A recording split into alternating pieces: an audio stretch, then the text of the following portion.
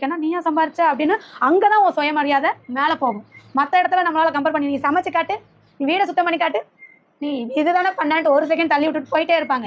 இதுவே நம்ம பிஸ்னஸில் பண்ணி காட்டினோம்னா, வீட்டில் இருந்து சம்பாரிச்சு காட்டினோம்னா, நம்ம பொண்டாட்டி அப்படி பண்ணுறாப்பா, நம்ம பொண்டாட்டி இப்படி பண்ணுறாப்பான்னு பீத்திக்குவாங்க. பண்ணுவாங்களா பண்ண மாட்டாங்களா? ஆனால் ஆண்கள் இல்லாமல் எங்களால் இந்த அளவுக்கு வர முடியாது. சப்போர்ட்டும் வேணும். ஆனால் என்னதான் சப்போர்ட் பண்ணாலும் பின்னாடி ஆண்கள் சொல்லி காட்டிடுவாங்க. ஏதோ கொஞ்சமாவது ஓரமாக வச்சுக்கோங்க. வேறு வழி இல்லை. எங்களுக்கு சப்போர்ட்டும் வேணும் தான்.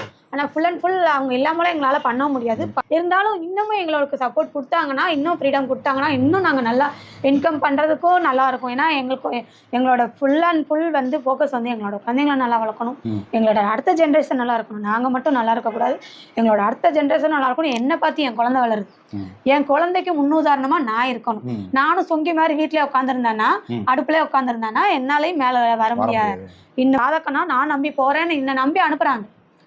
ஒரு ஆள் 2 ஆள் இல்லை, நிறைய பேர் வர்றாங்க. ராதானா நீ போய்க்கப்பா, அந்த கான்ஃபிடென்ட்டை கொண்டு வந்து நான் விட்டுருக்கேன். இப்போ வரைக்கும் எதுவுமே இல்லாத ஒரு பொண்ணை இப்போ ஒரு பிஸ்னஸ் பண்ணுற அளவுக்கு நான் கொண்டு வந்திருக்கேன்னா அவங்களுக்கு கான்ஃபிடென்ட்டு கொடுத்து நான் கொண்டு வந்திருக்கேன். சும்மா ஒரு இடத்துல வந்து ஒரு பொண்ணால் தைரியமாக பேசிட முடியாது. அதுக்கு பின்னாடி நிறைய வழிகளும் இருக்குது, வேதனைகளும் இருக்குது.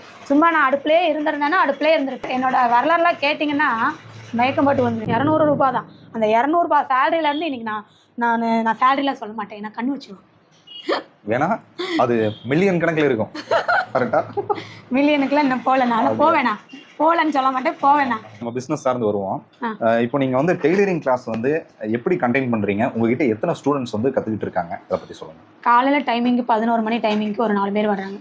அதுக்கப்புறம் மத்தியானம் 1 மணி டைமிங்கு, அதுக்கப்புறம் ஈவினிங் 4 மணி டைமிங், 4 மணிலேருந்து 6 மணி வரையும்.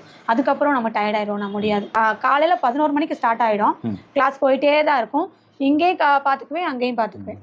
அங்கே வந்து பார்லர் கிளாஸ் போயிட்டுருக்கோம். அவங்களுக்கு வந்து ப்ராக்டிக்கல் கொடுக்குற நேரம் இவங்களுக்கு வந்து கைட் பண்ணுவேன். ஸ்டாஃப் இருக்காங்க இல்லையா, அவங்களுக்கு பார்த்துக்குவாங்க.